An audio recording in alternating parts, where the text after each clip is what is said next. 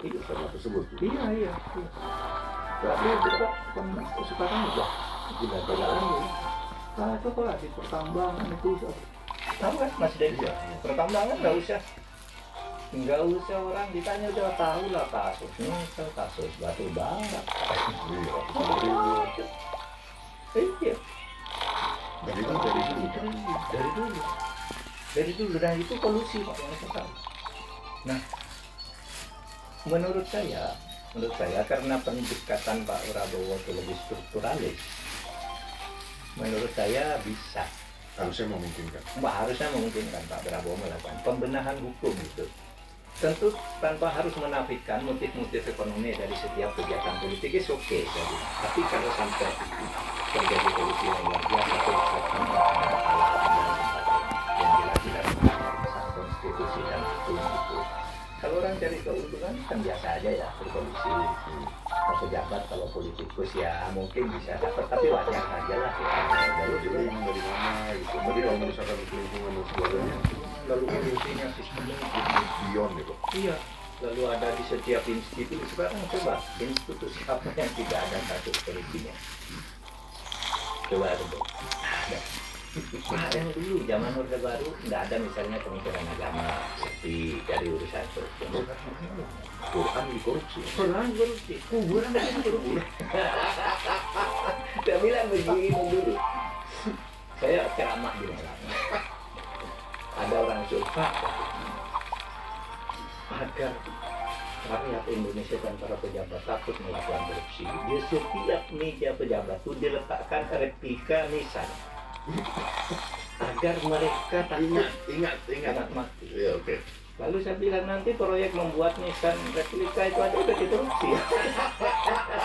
Kan kuburan sebulan aja dikorupsi apalagi proyek gue. di setiap pejabat coba. Korupsi lah, tidak ada orang. Sekarang takut pada nisan. Iya, benar. Itu bukan Maksudnya untuk mengatakan di berbagai sektor yang dulu tidak pernah kita bayangkan bahwa di situ ada korupsi, bahwa di situ dana uangnya dulu nggak pernah kita bayangkan di zaman Orde Baru itu kan sektor tertentu, ya kan? Nah sekarang itu namanya Pak. kalau di zaman dulu tuh ya tahulah sektor ini pasti basah. Ya, gitu, sektor basah, sektor kering, dan dulu tidak jarang sekali bicara T kan? Iya kan?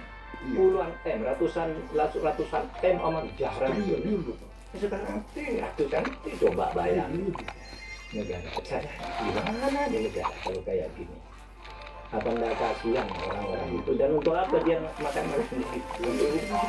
Itu pun nggak tahu nih, saya tanya bapak ya, itu pun kalau misalnya ketangkep, yang kemarin ada yang ketangkep tuh ya, itu pun yang ketangkep sebenarnya bukan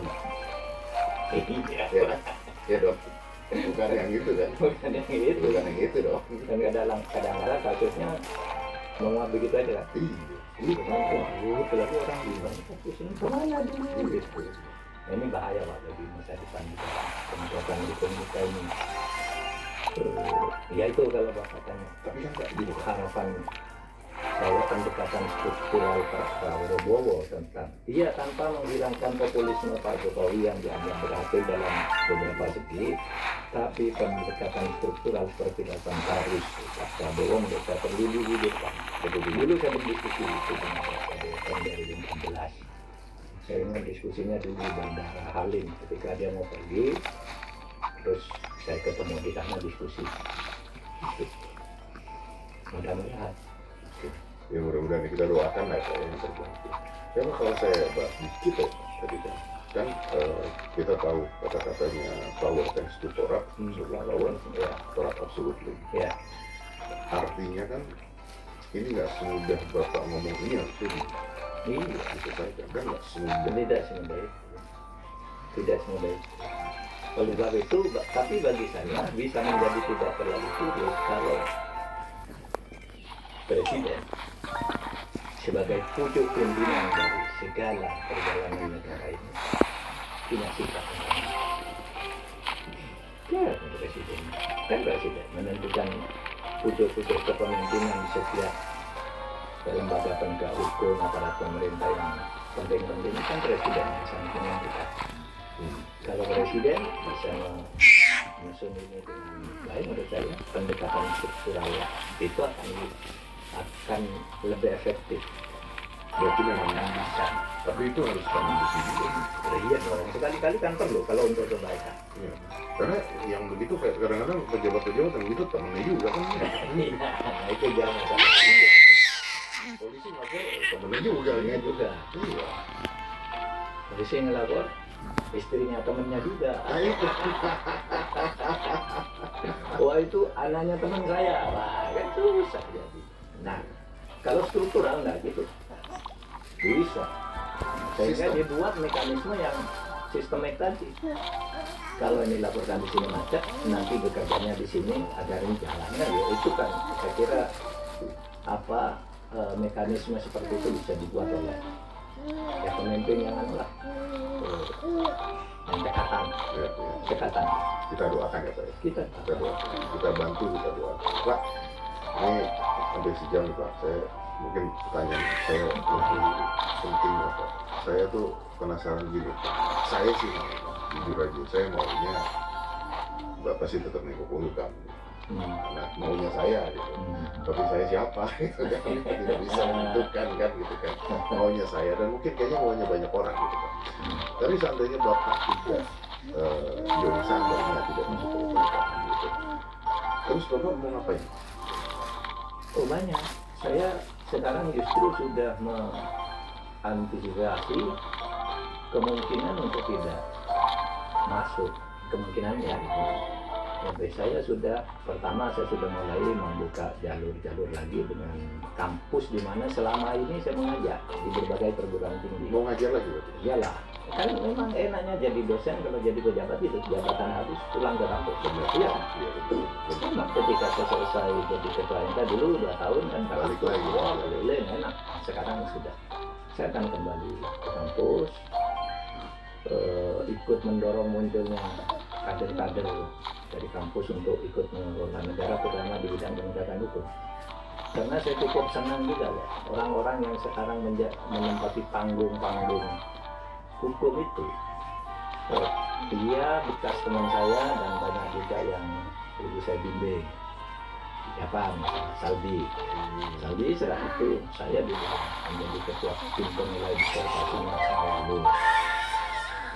Ujeng, saya promotornya, saya lagi tim. Saya lagi Ujeng itu dulu saya. Ini bagus lah teman-teman yang saya dulu teman-teman diskusi untuk membangun hukum ini ke depan dulu. Refli Harun ada di situ juga dulu dengan saya dulu. Refli Harun, Fitri, macam-macam anak Bene dan itu. Nah saya ingin menyiapkan, mendorong munculnya anak-anak muda dari kampus yang seperti itu. Sekarang itu panggilan untuk melakukan itu udah banyak, karena sekarang kan banyak amikus kure dari kampus-kampus Amikus kure? ada bahas sih Apa Anda bahas? banyak kayak gitu-gitu. Ini Pak kampusnya perlu nih kita bangun, kita cas lagi, dan saya sekarang menyiapkan diri untuk itu. Sudah banyak teman-teman yang sekarang mulai bergabung untuk ini, biar kita bagi-bagi tugas untuk masa depan negara ini 5 tahun ke depan bagaimana, 10 tahun ke depan bagaimana gitu, agar tidak bubar. Agar makin bubar. Artinya balik ke passion ya Pak? Ya, pesan saya nanti sih. Balik ke passion lagi, jadi dosen lagi. Iya. Ngajar di mana itu Pak? Saya di UGM ngajar, di UNIR ngajar, di UII ngajar. Oh, di UI ngajar Pak? Di UII, di UI saya berhenti ngajar ketika ketua MK. Saya dulu ngajar di UI lah. Saya mau masuk UI Pak. Enggak, sekarang sudah saya berhenti. Waktu ketua MK kan UI itu jadwalnya ngajar saya itu sebelum saya ketua MK itu kan tiap hari Selasa. Saya kira saya kalau hari Selasa harus menjadi hakim MK. Saya bilang jadi saya enggak ngajar lagi. Bapak udah nggak ngajar di UI berarti? Iya, sejak Berapa tahun ngajar? 2008. Sebelum itu ngajar terus di situ. Bentar kalau gitu Pak. Aska maaf ya, nggak ada orang dalam ya. Lu tes sendiri loh.